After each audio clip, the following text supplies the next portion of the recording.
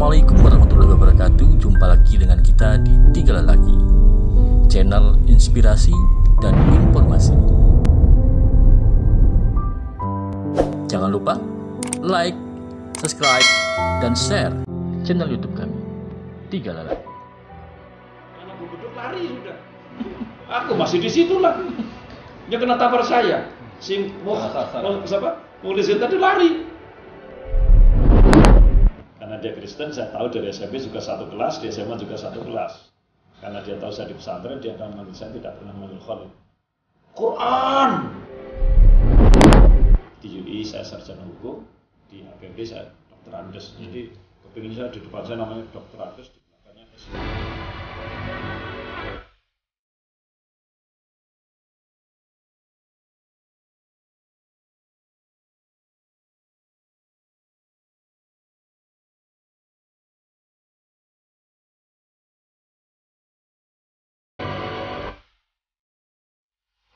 PNS, saya masih sarjana muda lokal, belum ujian negara, sudah tes CPNS. Terus kenapa masuk ke Lombok Timur, Pak? Nah, penempatan nanti. Saya masih 81 belum lulus. Ada penerimaan pegawai besar-besaran, 2 gelombang. Dia butuh tenaga 150 Dirjen Bangdes itu. Sementara kami yang lulus hanya 90. Ujian pertama, ujian negara pertama yang lulus hanya 90. Maka diadakan penerimaan kedua, sehingga ada periode Maret saya dan periode Oktober yang lulus kemudian karena kekurangan tenaga. Nah, saat pengisian formasi setelah CPNS semuanya diusir untuk tidak ada di Pulau Jawa, untuk mengisi formasi luar Pulau Jawa. Nah, mikir saya, kemana ini luar Pulau Jawa? Saya milih Lampung. Tapi Lampung ternyata banyak putra daerah yang kembali ke Lampung. Pilihan kedua saya di Batu Raja. Pilihan kedua. Tapi ternyata dari 90 orang itu hampir 40 orang itu bermain di Departemen Dalam Negeri. Banyak dapat, ada 30 orang yang dapat di Pulau Jawa. Lainnya tersebar ada di Irian Jaya, di Sulawesi, di Kalimantan, di mana-mana. Tapi mayoritas pada mutasi lagi ke Jawa. Kenapa Pak waktu itu terpikir milih Batu Raja? Nah, terdekat. Saya lihat transportasinya dan lain-lain yang mudah terjangkau dengan kendaraan darat. Itu saja. Karena wasiat orang tua saya, kalaupun harus pergi, karena saya anak pertama, yang kira-kira satu hari bisa dijangkau lah dengan kendaraan darat. Jangan jauh-jauh, kamu anak pertama. Gitu. Waktu itu di dinas apa? Di Bangdes, namanya Dinas Bangdes Batu Raja. Tapi saya ditahan di provinsi ada 3 bulan di Direktorat Bangdes Provinsi Sumatera Selatan. Direktorat Provinsi Sumatera Selatan ada 3 bulan baru dikirim ke Batu Raja. Batu Raja sampai akhir tahun 82, per Januari 83 saya ditugaskan di Kecamatan Buemada. Per Januari 83 saya ditugaskan di Kecamatan Buemada sampai tahun 84 saya dipindahkan mengisi kekosongan Kepala Seksi Bangdes Kasih Bangdes di Kecamatan Pengandonan. Itu lama saya, 3,5 tahun di Pengandonan. Jalannya belum seperti sekarang. Pengandonan itu jalan lintasnya masih jelek sekali. Saya kadang-kadang sampai sana nginep dulu semalam di sebuah desa. Pengandonan, terus tahun 88 kembali lagi ke Buemada. Lama sekali di Buemada sampai dapat jodoh. Jodoh ya, almarhumah 85 itu dapat jodoh. Terus terakhir saya di Buemada sebagai sekcam Kecamatan Buemada tahun 96, dan 97 saya anggota DPRD di fraksi Golkar tahun 97. Itu gimana tuh bisa jadi anggota DPR? Saya aktivis membantu Golkar. Begitu saya masuk, kenal dengan namanya Pak Wajib Rasid yang pernah wakil Bupati Aceh Selatan. Saya diminta membantu Komisaris Golkar Kecamatan Buemada. Pas zamannya Pak Komarudin Muid almarhum. Begitu Pak Komarudin Muid menjadi Ketua DPD Golkar Kabupaten, saya ditarik membantu di DPD Golkar Kabupaten.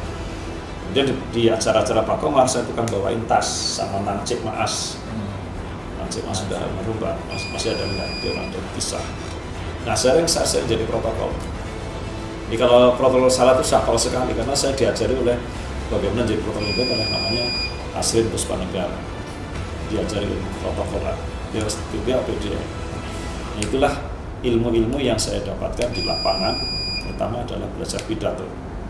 Karena Pak Komar Rudin Muid dan Pak Wancik itu ahli pidato, orator betul. Namanya Wancik Rasid, Komar Rudin orator betul.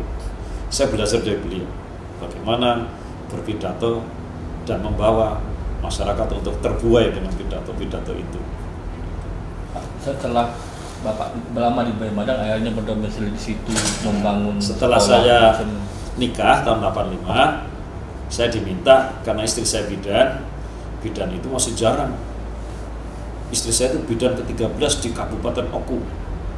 Baru ada 13 orang bidan se-Kabupaten Oku, belum mekar. Masih Oku Induk, Oku Selatan, Oku Timur.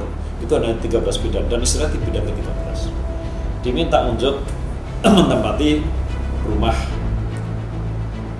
kesehatan di Desa Tanjung Mas, rumah kesehatan. Karena dulunya sudah ada bidannya pindah ke Palembang kosong.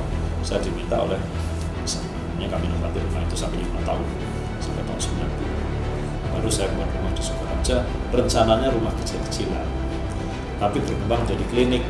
Karena waktu itu memang orang melahirkan banyak sekali, hanya menjadi klinik, hanya jadi rumah super besar itu. Saat itu luasnya 1,2 hektar, itu 5 kali beli.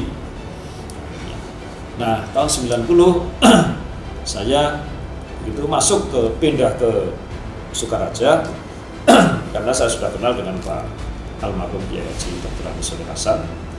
Sudah kenal dari saat di Pengadonan untuk bawa beliau keliling-keliling ceramah. Langsung diminta oleh almarhum untuk Pak Khalid tolong dibantu pondok pesantren. Beliau juga baru 2 tahun, dia 88 masuk ke Sukaraja. Pondoknya masih di atas masjid, pokoknya belum seperti itu. Saya siap bantu bergabung dengan pondok pesantren kita tahun 90. Pas kebetulan kami rapat di Batu Raja, ada rencana kunjungan Pak Menteri Harmoko membangun pusat informasi pesantren PIP. Itu ditempatkan di Pondok Pesantren Pemutung Kasuki, di pusat informasi pesantren. Dalam bulan yang sama berikutnya ada rencana kunjungan Pak Insinyur Hasrul Harahap, Menteri Kehutanan, yang diberikan kewenangan untuk koordinator wilayah pemenangan Golkar Sumatera Selatan. Rapatlah di Batu Raja. Akan Pak Hasrul Harahap mau ke Oku, mau ke pondok pesantren yang besar mana? Yang waktu itu saya tidak ikut rapat, yang itu Pak Lutfi Mundir. Sekarang juga sudah pensiun. Terakhir adalah wakil ketua DPRD Kabupaten Timur. Kami diceritain oleh Pak Camat, jatuhnya di Sukaraja ada, Pak di Sriwangi ada BK16. Oh jauh di sana, ya sini saja Sukaraja saja. Terus disuruh buat proposal, apa-apa kekurangannya. Ambil proposalnya 3 lembar, dapatlah bantuan 78 juta rupiah waktu itu. 88 juta rupiah.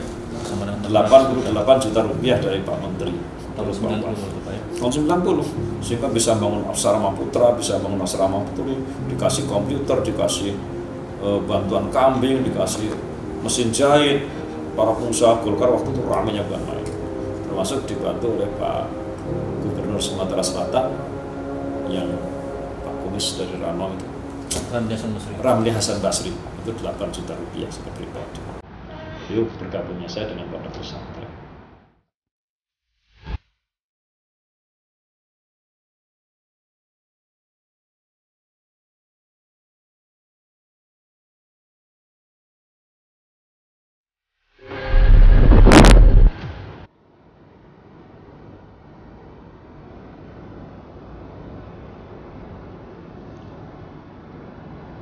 Bapak saya bicara di telinga saya itu, Lid, nanti kalau kamu sudah gajian tolong bantu saya.